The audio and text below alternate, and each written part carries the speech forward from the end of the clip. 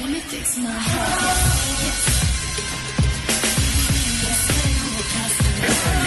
I think I'm ready. Hey, what's up, you guys? Today we are going to be making a wig.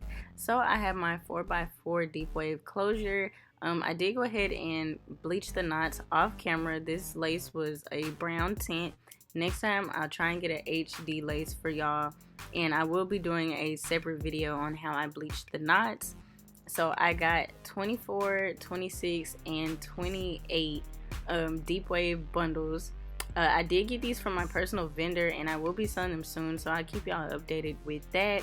And as you can see, I'm just running my fingers through, and we have no shedding at all. So these are really good quality bundles.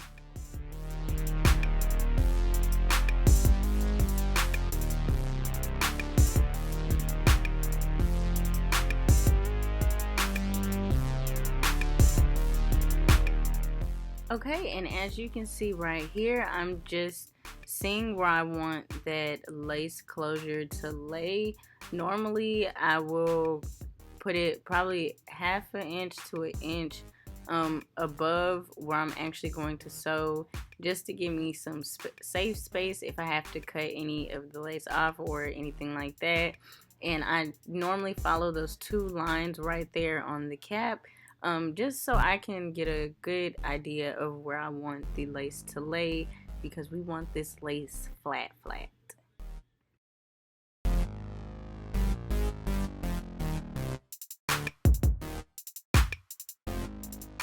Okay, and after I get that all pinned down, I'm just going to take the hair and I'm going to clip it up just so it will be out of my way when I am sewing. I do like to sew one side at a time. I don't just sew all the way around, just in case I have to reposition the lace. Now I'm going to take my large curvy needle and my thread, and I'm just going to double knot the end. And here's the fun part, we get to start sewing.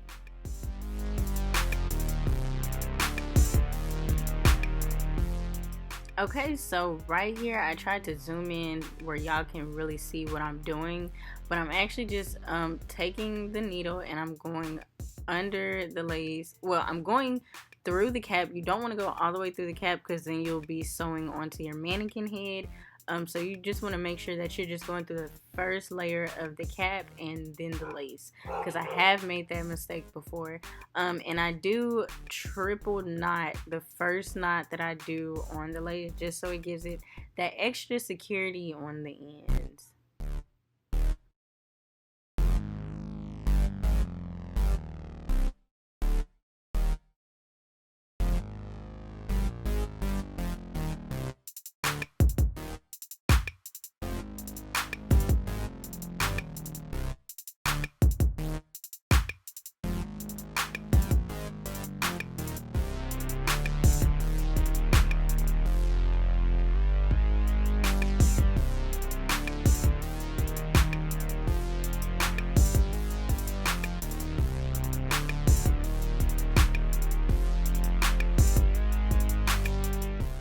And like I said before, as you can see right here, I did the left side and then the right side first, and now I'm just going through the middle of the closure and just sewing that all the way down. And when you get finished, it should look something like this. Now, you do not have to sew so far apart, but you do want the threads close enough to where you get a nice flat closure.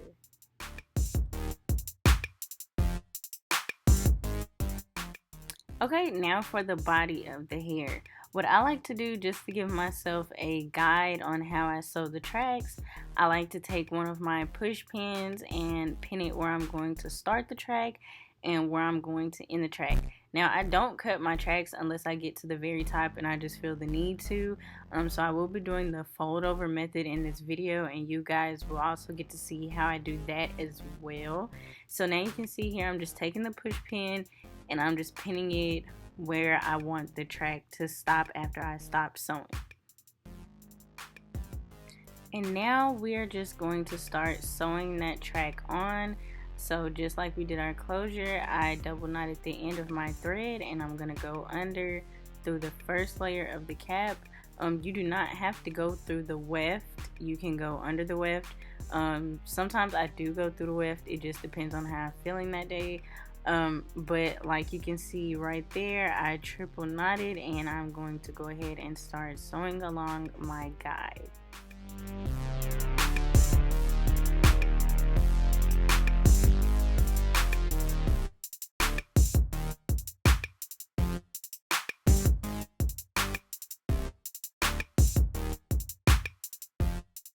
Okay, and when we get to the end of that track, we are just going to loop and triple knot that knot. Now, when I do the fold over method, I like to try and go between the weft of the bend, if that makes sense. You guys will see what I'm talking about in just a second here. I'm gonna try and zoom in so my fingers won't be all in the way. But when you get done sewing, this is what your track should look like sewn to the cap. And we're gonna zoom in for this next part.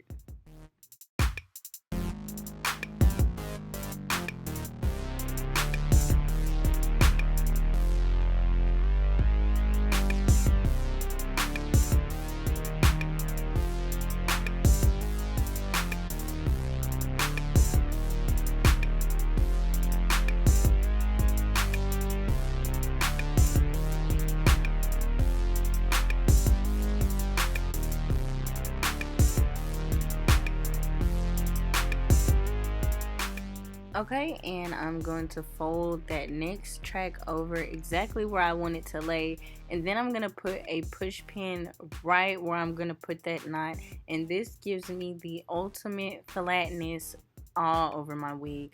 So your wig will not be bulky, it won't be like bumpy or anything. It's going to be flat all the way around. And then I'm just going to take another push pin, like I said before, and just put it at the end of that track to use it as a sewing guide.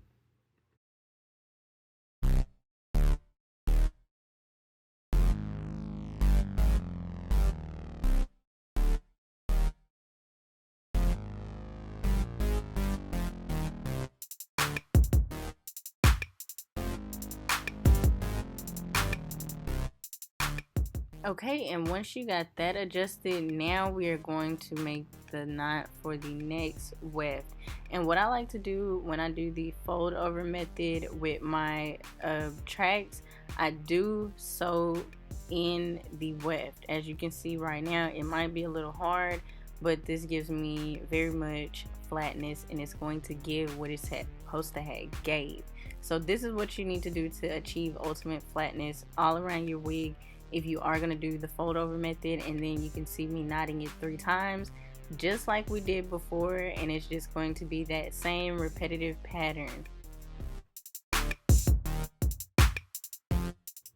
Okay, and once you got that done, you're just going to continue to sew the rest of the wefts just like I taught you, under through the first layer of the cap, and then loop and knot it. Now you guys can just watch me work the rest of this wig.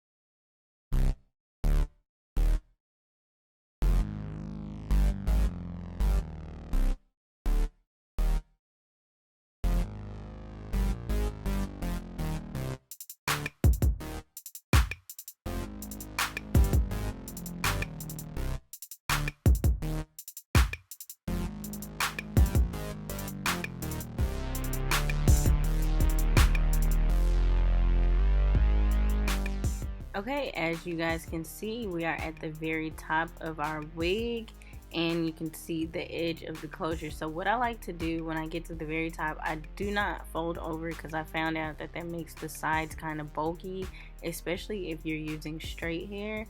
So I did cut these next two tracks, and I'm just gonna pin them exactly how I want to sew them onto the edge of the closure. And I know that this gives me more security in my closure and on my edges.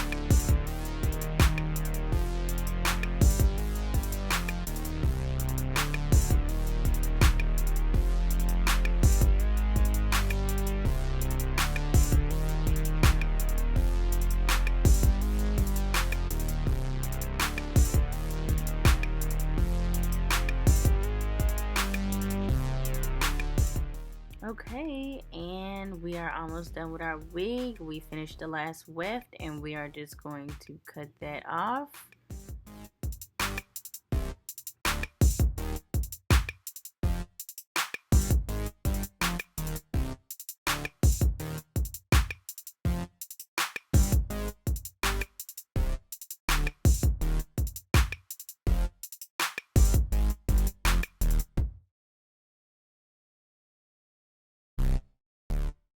Okay, now time to inspect the wig. I just like to, run my fingers through the closure, make sure it's completely flat. I like to go through the whole wig, just make sure everything looks good, flat, no bumps, lumps, anything like that. I did use all three bundles. I spaced them out pretty well, and the volume on these bundles are like exceptional.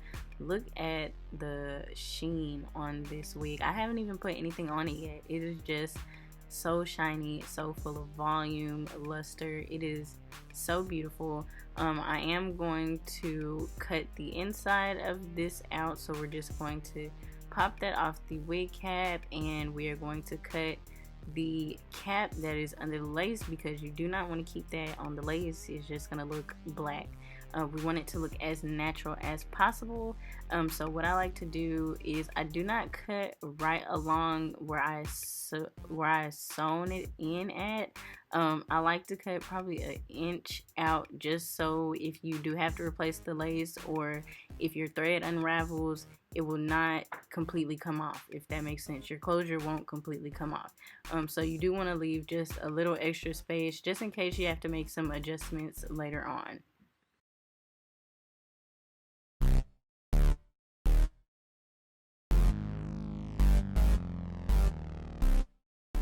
Okay, and after you're done, it should look something like this, and then you can go ahead and pop your wig back on your mannequin and start styling. And make sure you guys subscribe to my email list on my website, combtalk.store, for updates on merch. Like, comment, and subscribe to my YouTube channel. Thank you all for watching, and I will see you next time. No, I'm really just